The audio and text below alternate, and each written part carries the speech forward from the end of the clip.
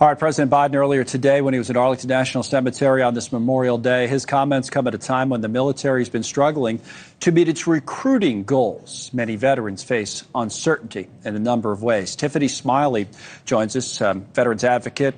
Tiffany's husband was blinded while serving in Iraq, and Tiffany is also a former triage nurse herself, running for Congress now as a Republican in Washington state. So thank you very much for coming on the show. We appreciate it. Before I get into any of that, recruiting or the numbers, or what goes through your mind, given your own personal experience and family experience on Memorial Day? What are you thinking about?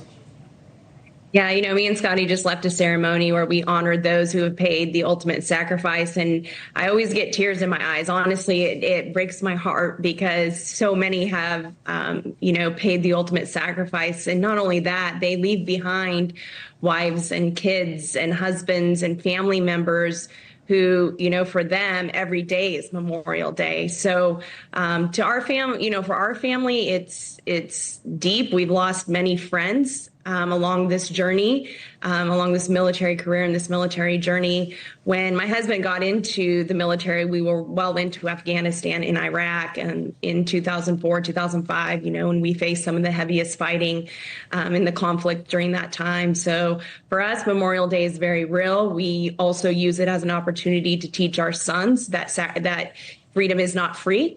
And we are only safe in this country so long as we have men and women that have the courage to stand up and fight for all of us. And we always have, and we still do. But what we were looking at last hour were the numbers that show literally there's 1% of the American population protecting the other 99%. If you look at the military kind of enrollment, and then the tablet in front of me here, we can project it up on the screen and just have a look at active duty military personnel. And, it's interesting because you go back and you look at somewhere, say, in the mid 80s, which is right, in this area right here, the number was up about 3 million.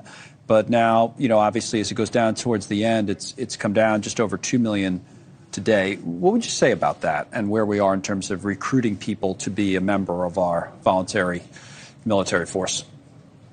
Yeah, it's been a problem for many years. I sort of saw the alarm bells going off even when we were, in Iraq and Afghanistan. So 2005, 2006, you could tell that our country, we were really quick and ready to send our men and women to war, but we were not quick and ready to be able to take care of them when they came back.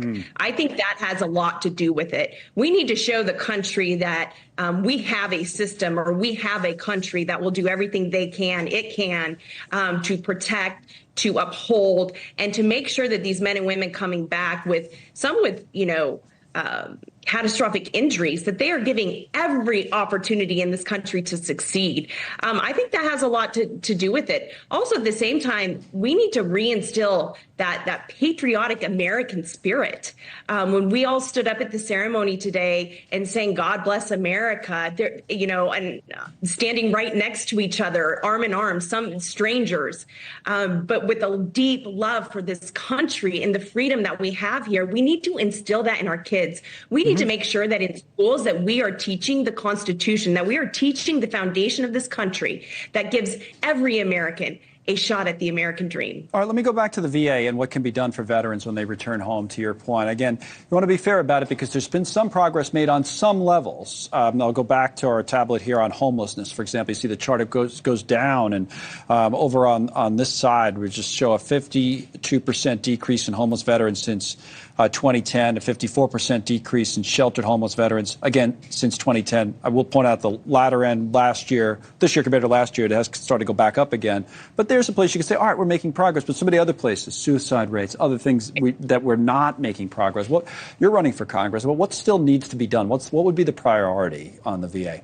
Well, we need to cut through the red tape and the bureaucracy that our family has certainly faced at every front in dealing with the VA. My husband always says he's lucky that he had a triage nurse standing by his side, advocating for him every day, but not everyone has that. And that's really a big part of the reason that I am in this fight for Congress, because for 20 years, I have worked to fix the government from the outside. And that journey started at Walter Reed with my husband when I took on the DOD. And then in 2016, when I met with President Trump to work on the VA issues that were affecting so many service members and their families. So now it's clear for our family, it's time to take on the government from the inside, to cut through this bureaucratic red tape and make sure that we are delivering for the customer. That customer customer is our American soldier and their family. And, you know, Donald Trump understood this on a really real level. He put veterans at the top of his list. He made them a priority.